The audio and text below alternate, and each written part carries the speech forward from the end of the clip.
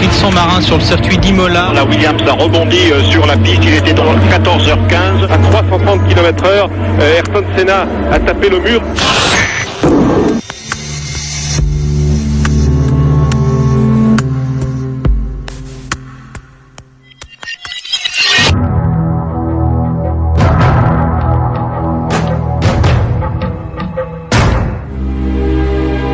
« 6 mai 1994, Sao Paulo, au Brésil. Un pays tout entier est en deuil. Des milliers de Brésiliens pleurent la mort de l'enfant du pays, Ayrton Senna. Le pilote s'est tué 3 jours plus tôt, en pleine course automobile.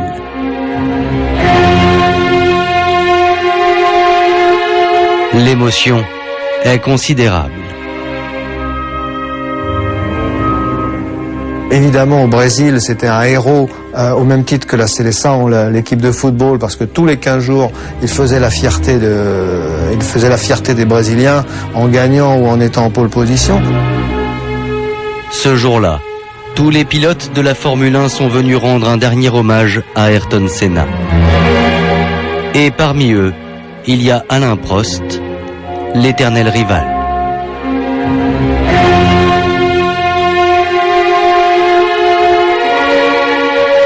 On sait qu'à cette époque-là, le monde, non pas le monde de la Formule 1, le monde était partagé entre les pro-Prost, les anti-Prost, les pro-Senna et les anti-Senna.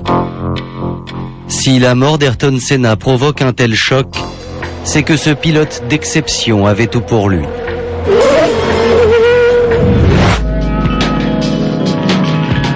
Beau, riche, triple champion du monde, à 34 ans, Senna était considéré comme l'un des plus grands pilotes de l'histoire de la Formule 1.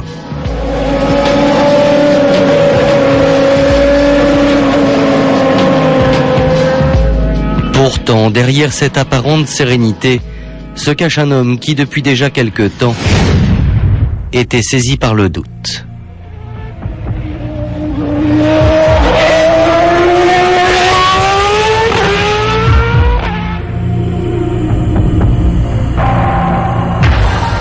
En 1992, 2 ans avant sa disparition, devant les caméras de télévision, le pilote confie qu'il a peur de la mort.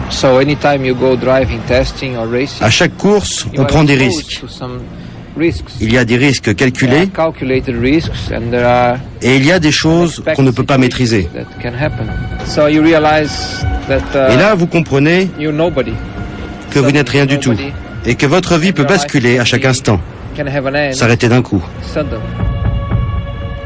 Ces mots ont aujourd'hui des échos prémonitoires. Un pilote de Formule 1 qui pense qu'il va mourir est un pilote encore plus en danger que le veut la logique. Tout commence le vendredi 29 avril 1994 sur le circuit d'Imola, en Italie. Nous sommes à 48 heures du Grand Prix. Et ce jour-là, Ayrton Senna semble inquiet car un accident va marquer la première séance d'essai. Tout est installé pour que la course soit formidable et le pire arrive. Ce jour-là, dans l'après-midi, la voiture d'un jeune pilote décolle littéralement de la piste. Il s'agit de Rubens Barrichello, un ami d'Ayrton Senna. Un accident incroyable à plus de 200 km/h.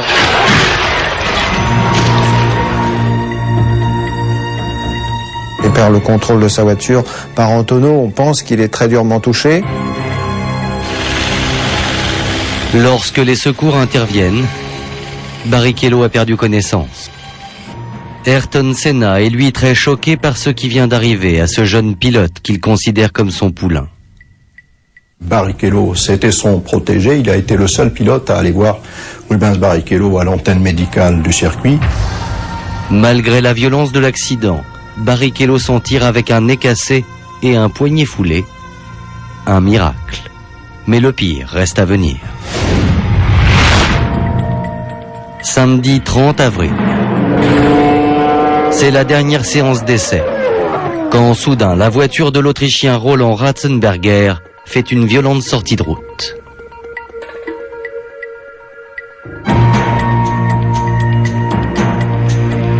le tour précédent, il perd un élément aérodynamique et il sort à plus de 300 km/h. Le choc a été extrêmement violent.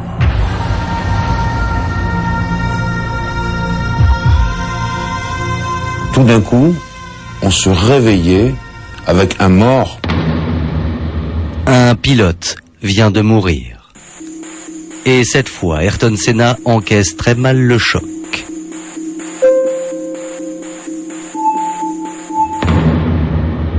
Il a été tellement marqué par cette sortie de route spectaculaire qu'il a pris une voiture de la direction de course et il est allé sur place voir ce qui s'était passé, essayer de comprendre ce qui s'était passé.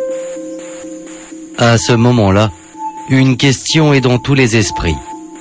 Alors qu'un des hommes vient de perdre la vie sur la piste, la Fédération internationale va-t-elle maintenir le Grand Prix d'Imola? La loi aurait exigé que quelqu'un étant mort sur place, dans un stade ou bien dans un circuit automobile, il aurait fallu arrêter l'événement tout de suite. Ce qui voulait dire fermer le circuit, il n'y avait pas de Grand Prix, c'était tout à fait inimaginable. Ainsi, c'est semble-t-il pour éviter d'annuler la compétition que les organisateurs ont préféré dire que Ratzenberger est mort pendant son transfert à l'hôpital et non sur la piste. À la fin de cette deuxième journée d'essai dramatique, Ayrton Senna est à deux doigts de tout abandonner. Senna a donné plusieurs coups de téléphone en disant « je ne veux pas courir ».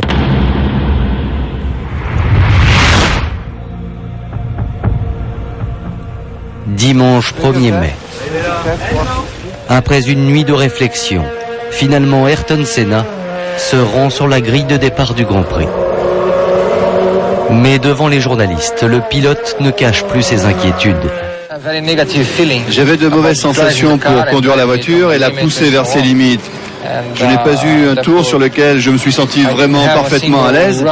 Et puis avec tous ces accidents, je n'étais pas vraiment confiant.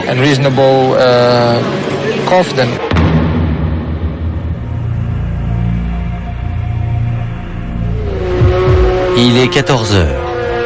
Le Grand Prix démarre et le cauchemar continue. Car immédiatement, un nouvel incident va se produire.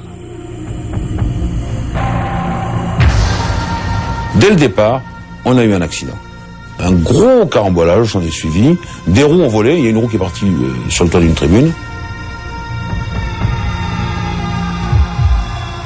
Donc il y a des débris un petit peu partout, des éléments de voiture partent même dans le public, il y a quelques blessés. Voilà. Déjà, c'est à nouveau le drame qui recommence. Et les voitures roulent pour le moment derrière une voiture de sécurité au ralenti, c'est-à-dire que la course est lancée, mais elle est neutralisée.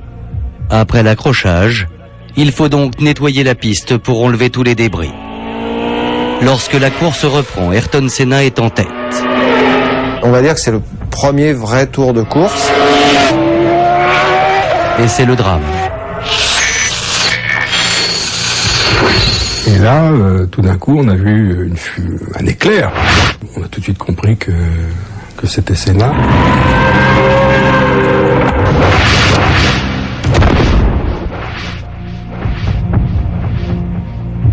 On a vu le choc, on a vu la voiture quitter la piste d'un coup. Là, c'est la stupeur. On se demande ce qui s'est passé. Visiblement, on voyait qu'il n'avait rien pu faire à bord de la voiture. Elle est partie toute seule contre le mur. Ayrton Senna est sans doute mort sur le coup, même si la version officielle annoncera le décès du pilote 2 heures plus tard. Immédiatement, une enquête est ouverte et la voiture placée sous scellé. Plusieurs hypothèses sont alors évoquées pour tenter d'expliquer ce qui s'est passé dans cette courbe de la piste d'Imola. Tout d'abord, on pense à une erreur de pilotage. C'est le propre équipier d'Ayrton Senna, Damon Hill, qui évoque cette possibilité. Je suis convaincu qu'il a commis une erreur.